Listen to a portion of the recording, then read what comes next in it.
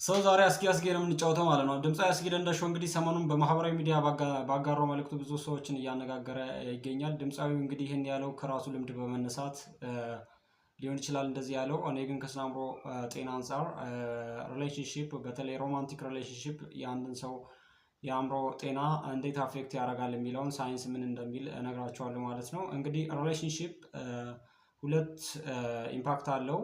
አንደኛው ፖዚቲቭ ሲሆን ሌላኛው ደግሞ ኔጌቲቭ ወይም አሉታዊ እና አዎንታዊ ተጽዕኖ አለው ማለት ነው።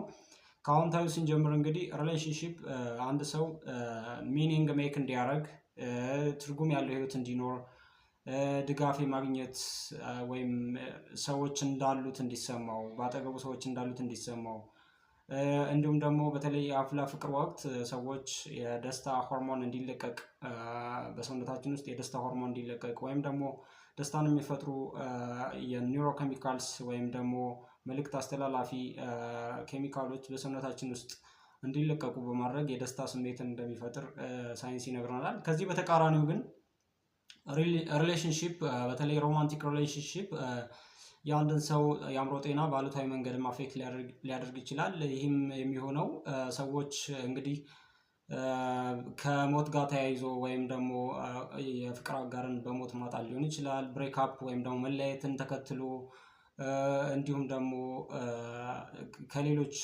ሪሌሽንሺፕ ጋር ተያይዞ የሚመጡ ተጽዕኖዎች አሉ። እንግዲህ ጥናቶች እንደሚያሳዩት ሴቶች ከወንዶች በብዛት ለከፍተኛ ድብርት እና ከፍተኛ ጭንቀት እንደሚጋለጡ፣ በተለይ ባሎቻቸውን በሞት ያጡ እንስቶች ወይም ደግሞ ብሬክአፕ ያደረጉ ሰዎች ለከፍተኛ ድብርት እንደሚጋለጡ ጥናቶች ያሳያሉ። ይህም ብቻ ሳይሆን ራስን ለማጥፋት እንደሚገፋፋቸው ወይም እንደዚህ አይነት ሀሳብ እንዲሰማቸውና ማሰብ ብቻ ሳይሆን እንዲሞክሩ ወይም እንዲፈጽሙ የማድረግ ኃይል እንዳለው ሳይንስ ይነግረናል።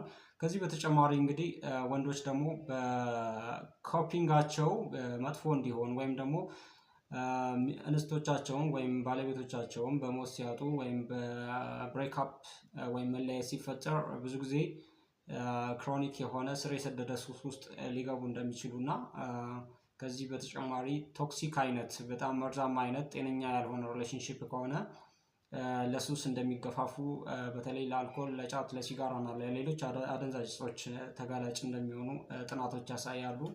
እንግዲህ ድምፃዊው በዚህ መልእክቱ እብድ የሚለውን ቃል ተጠቅሟል። ወይም ማበድ የሚለው ቃል ብዙ ጊዜ የአእምሮ ህመምን የሚገልጽ ቃል ሳይሆን ስቲግማታይዚንግ የሚያደርግ እና የሚያገል ዲሆማናይዝ የሚያደርግ